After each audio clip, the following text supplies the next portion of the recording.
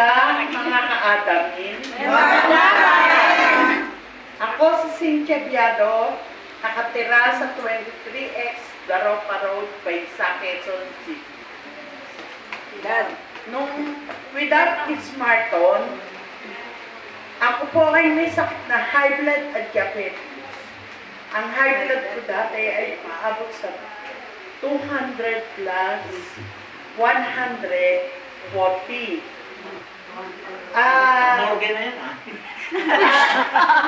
At nag-i-insulin po ako dito sa aking braso. 21 years akong nag-suffer.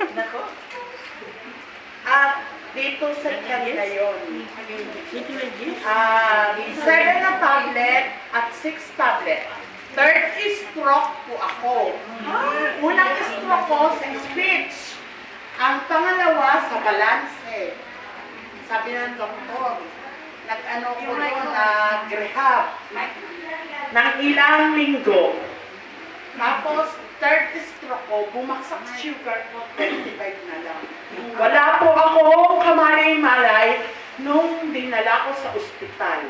Dinala ko ng ambulansya, 2 kami magsabay. Nung mga ilang oras na ako sa ospital, ako'y natauhan. 25 na lang. Nanginginig ako at giniginaw. At pinaliguan ako ng asawa ko na mahigit 2 months. Siya ang naghihilot, nagbibihis ng mga pantit bra at damit ko. At 2 buwan ko yun. At sabi ng aking anak, ano mama, nakahiga ka na lang? Habang buhay kang nakahiga. Pero pinilit ko pong gumaling. Noong isang araw, ako'y inaya ng isang kaibigan ko, si Dimeos Teros, dito sa Aina Muñoz. With Smarton, ako po'y nawalan na ng insulin. 21 years! At nawala na rin yung aking dating iniinom na 7 to 6. Umaga pa lang 7. Sa gabi, 6. Tapos 2 unit, 16 and 10. At with Smarton po, nawala ang diabetes ko, 5 blood at normal.